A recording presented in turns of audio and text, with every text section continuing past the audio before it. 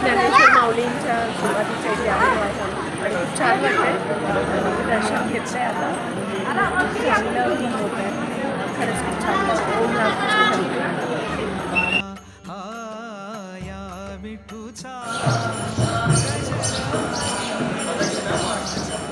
Good morning. ओम रामकृष्ण हरी. आज मी आली आहे तुकाराम महाराजांचं मंदिर आहे देहूला तिकडे, आणि इथे खूप छान प्रसन्न वातावरण आहे, खूप पॉझिटिव्हिटी आहे. आणि जसं तुम्ही म्हणते, हे मी घेतलं आहे तुकाराम महाराजांची गाथा. त्याच्यामध्ये वेगवेगळे अभंग आहेत तुकाराम महाराजांचे आणि त्याचे मिनिंग पण आहेत.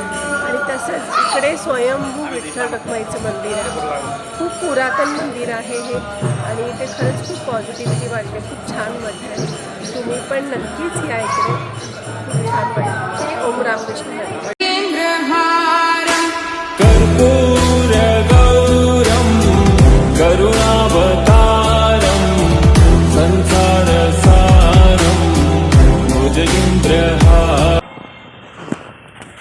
आहे ॲक्च्युली आज पुण्यामध्ये पूर्ण दिवस, म्हणजे सकाळी देहूला गेलो, आळंदीला गेलो, आणि आता इथे आलो आहे पाताळेश्वर मंदिर.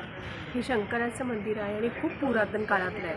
8व्या शतकातलं मंदिर आहे आणि पूर्ण दगडाचं आहे, म्हणजे पाताळाचं, जसं जमिनीच्या खाली तसं हे मंदिर आहे. आणि ह्याच्यामध्ये तुम्ही बघाल तर पूर्ण केवमध्ये हे मंदिर बनवलं आहे, पूर्ण दगडाचं. म्हणजे 8व्या शतकातलं, म्हणजे भरपूर जुनं आहे आणि खूप छान प्रसन्न वाटते, खूप पॉझिटिव्ह आहे इथे.